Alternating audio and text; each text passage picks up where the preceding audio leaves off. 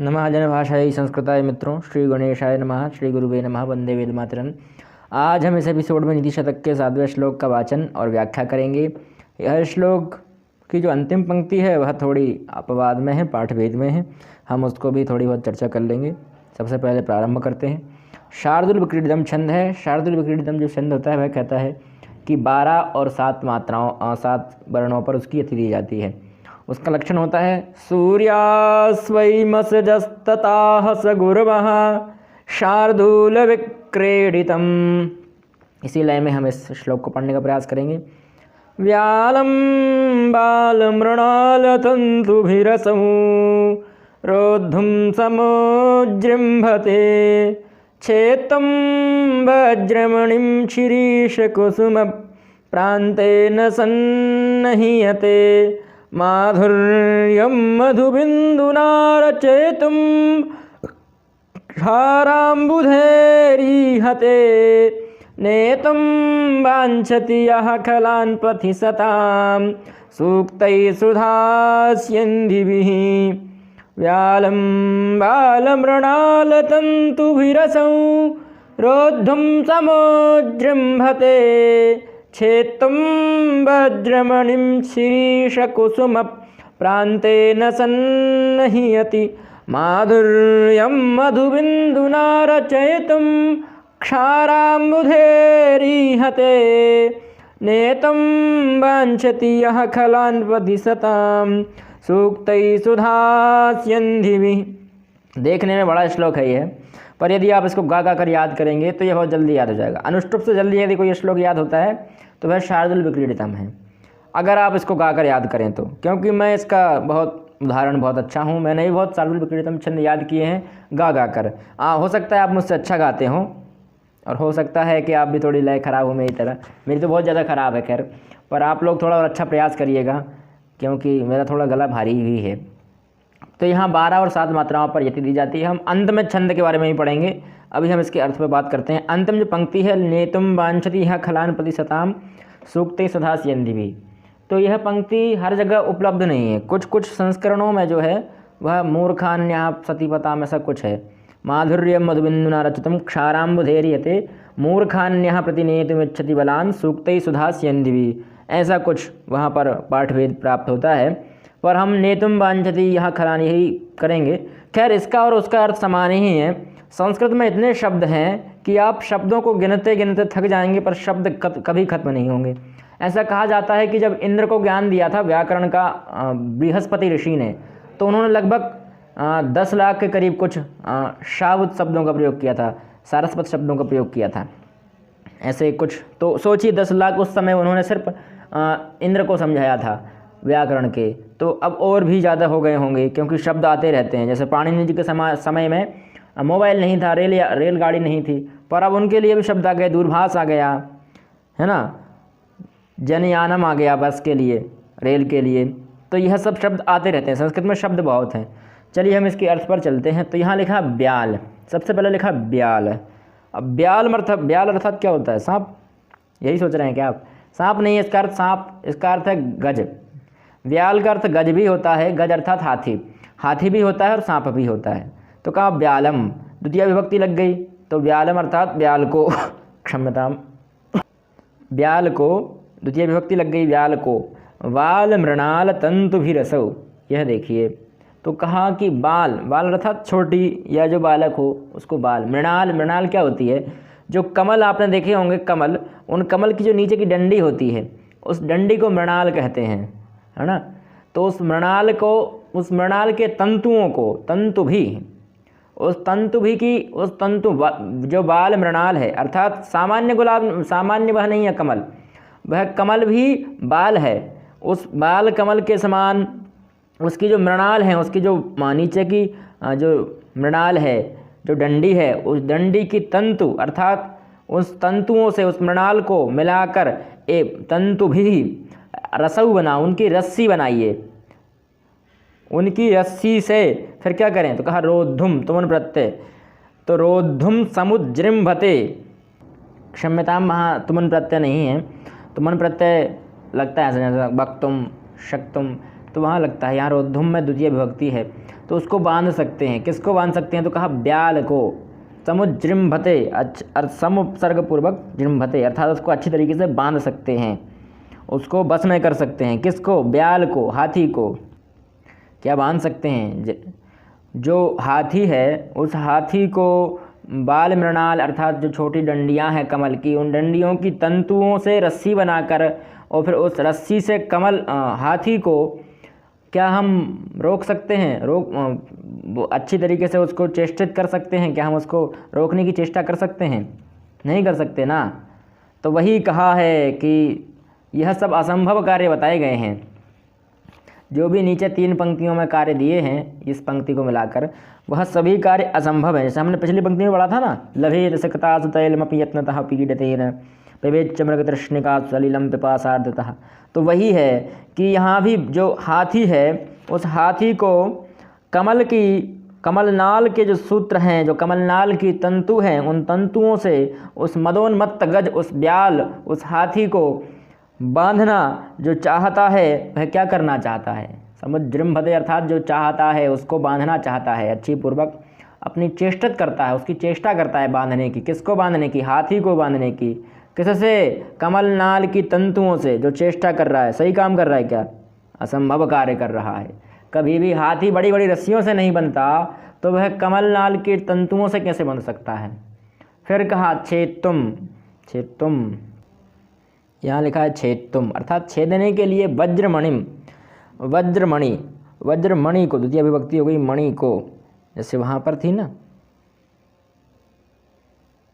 मणिमुद्धरेत, तो मणि को उद्धरेत कर सकते हैं। तो यहाँ भी मणिम अर्थात द्वितीय विभक्ति हो गई है। वज्रमणि को जो छेदने के लिए क्या करता है? तो कहा श्रीश कुसुमप। एक 12वीं की पुस्तक है आरोह भाग 2, हिंदी की पुस्तक है NCERT की, उसमें एक लेख लिखा है, एक पाठ है उसमें, उसका नाम है शिरीष के फूल। उस शिरीष के फूल में बहुत शिरीष के बारे में बताया गया है।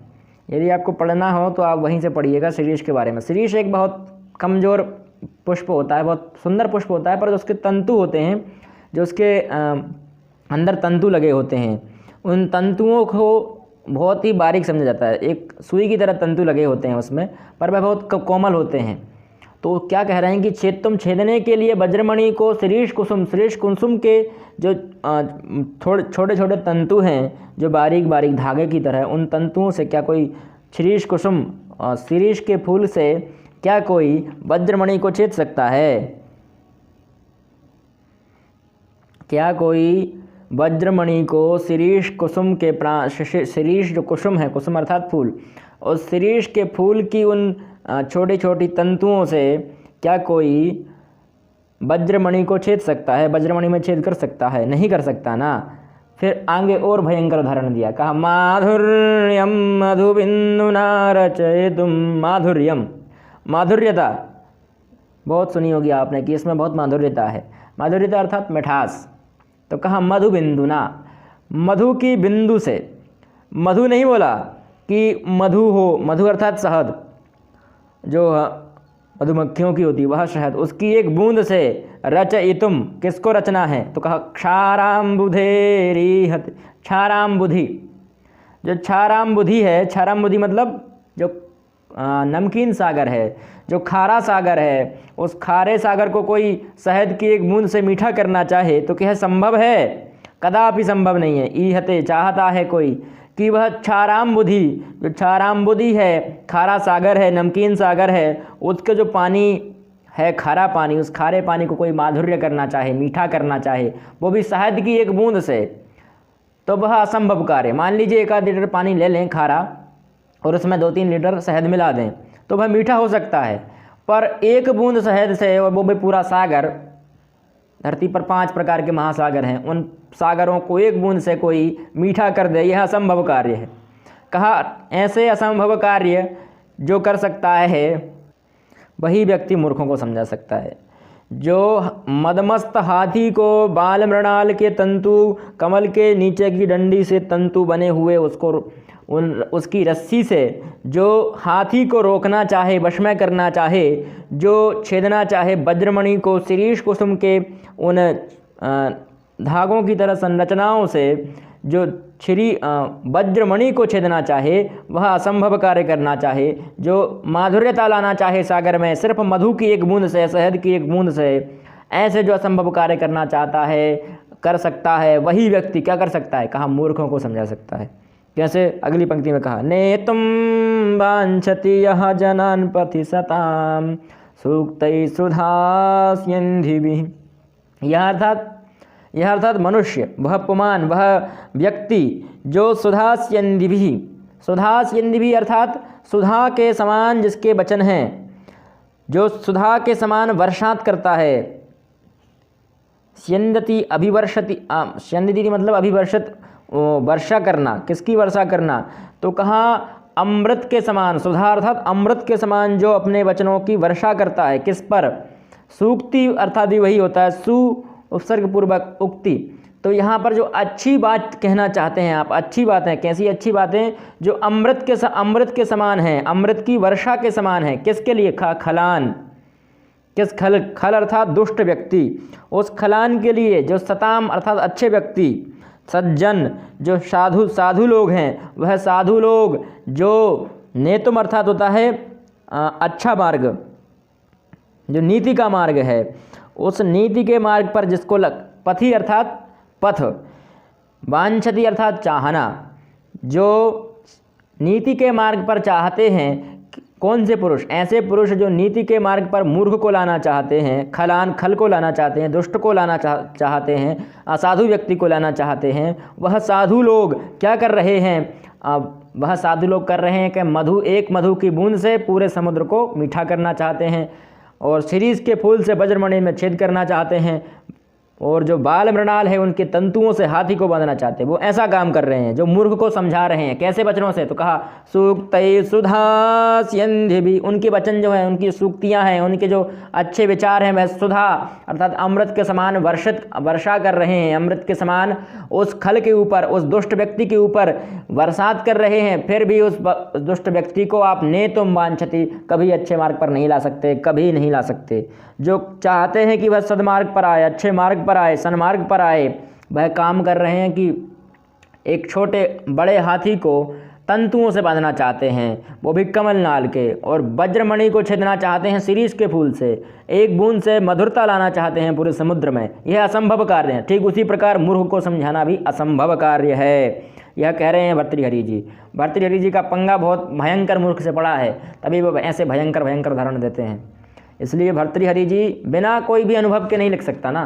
तो जब उनके पास अनुभव होगा किसी मूर्ख का, किसी मूर्ख की संगति रही होगी, उसको समझाने का प्रयास किया होगा, पर वह नहीं माना होगा, तो उनको भी ज्ञान हो गया कि हाँ, मूर्ख को समझाना असंभव कार्य है। वो भी कैसा असंभव कार्य कि ऊपर के 3 उदाहरण पढ़ लीजिए आप, इतना असंभव कार्य है। अब हम इसके छंद के बारे में और जान लेते हैं। छंद शार्दुल विक्रीडितम है। अब छंद में सूर्यास वही मस जस तथा अर्थात मगण सगण ऐसे गण लगेंगे इसमें। हम बहुत तो मित्रों यह इसका लक्षण होता है सूर्याश्वै मसजस्ततः सगुरवः शार्दूल विक्रीडितम, अर्थात सूर्य और अश्व। सूर्य कितने हैं? तो 12 आदित्य हमारे यहाँ कहे जाते हैं, तो 12, और अश्व 7 हैं। तो सूर्य और अश्व अर्थात 12 और 7 पर इसकी यति दी जाएगी। और फिर कहा सगुरवः, एक गुरु के साथ भी। तो गुरु में कौन कौन से गण लगेंगे? तो कहा मस जस ततः, यही गण है, मगण सगण जगण सगण तगण तगण गुरु। तो इस प्रकार इसका क्रम रहेगा, यानी अंतिम वर्ण जो होगा वह गुरु होगा।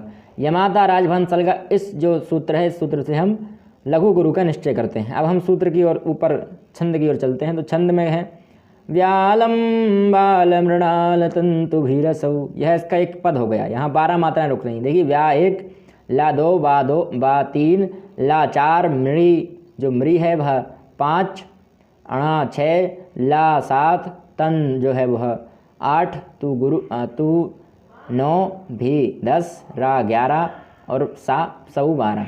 इस प्रकार से 12 हो गई। फिर रोद्दुम समचरम भते में देखेंगे तो रो और दू 2 हो गई, और सम में 2 हो गई, 4 हो गए, और जिम भते 3 हो गई। तो ऐसे 12 7 पर इसकी हम यति देंगे, अर्थात 12 और 7 वर्णों पर इसकी यति दी जाती है।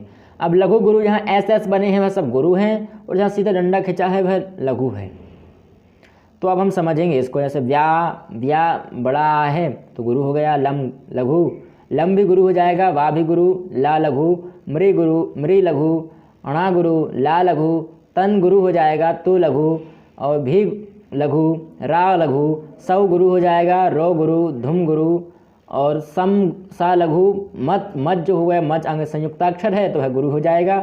फिर ज्रिम आंग संयुक्ताक्षर है तो वह गुरु हो जाएगा। फिर भा अकेला रह जाएगा तो वह लघु हो जाएगा और ते गुरु हो जाएगा। फिर छेद तुम में छेद और तू गुरु हो जाएगा क्योंकि ऊपर अनुस्वार है, छेद तुम तो वह गुरु हो जाएगा। फिर वज्रमणि अंग संयुक्ताक्षर है, जा है तो वह गुरु हो जाएगा। फिर रा बचेगा, रा लघु, मा लघु, निम गुरु हो जाएगा, सी लघु हो जाएगा, री गुरु हो जाएगा, सा लघु, कु लघु, सु लघु, मा गुरु हो जाएगा क्योंकि अंग संयुक्ताक्षर है।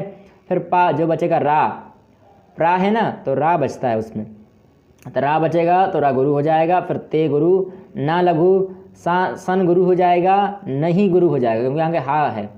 फिर या अकेला बचेगा तो या लघु हो जाएगा, ती गुरु हो जाएगा। ती गुरु क्यों हुआ?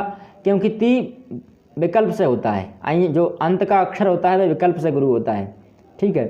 फिर माँ गुरु हो जाएगा, धु गुरु, धुर गुरु हो जाएगा, यम गुरु। फिर माँ और धु दोनों लघु हो जाएंगे, बिन गुरु, दु लघु, ना गुरु, रा चा और ई ये तीनों लघु हो जाएंगे। तुम गुरु हो जाएगा, क्षा गुरु हो जाएगा, राम गुरु और बु लघु हो जाएगा, धे गुरु, री गुरु, हा लघु और ते गुरु हो जाएगा।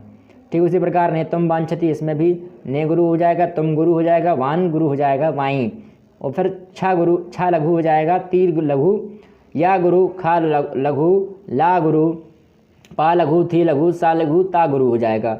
फिर सूक्तई में सु दोनों गुरु हो जाएंगे और सुधा सेंदिवी में सुधा, सुधा ये सु लघु हो जाएगा, धा गुरु, या गुरु, यन है और दी लघु भी लघु। ठीक है मित्रों, हम अगले एपिसोड में पुनः मिलते हैं। तब तक के लिए नमः जन्माशय संस्कृताय, जयतु गुरु, जयतु संस्कृतम, जयतु भारतम।